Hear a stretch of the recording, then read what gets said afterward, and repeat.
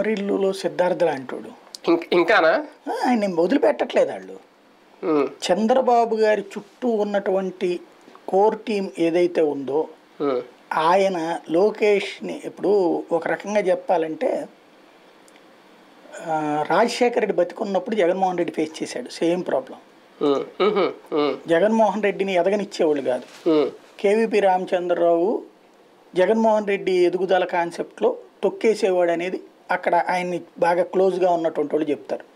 కొంతమంది వెళ్ళి అప్పటికి తను ఎంపీగా టికెట్ అన్నప్పుడు కూడా కేవీపీ ఆపితే చివరికి రాజశేఖర రెడ్డికి మాత్రం తన కొడుకు ఎంపీ అవ్వాలని ఉంది కాబట్టి చివరికి తన మిత్రుడి మాటను పక్కన పెట్టి ఇప్పించారని.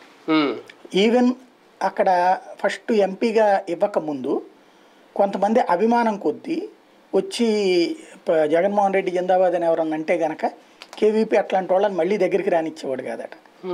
జగన్ దగ్గరికి ఎవరిని పోనిచ్చేవాడు కాదట కేవీపీ రామచంద్రరావు. జగన్ని దూరంగా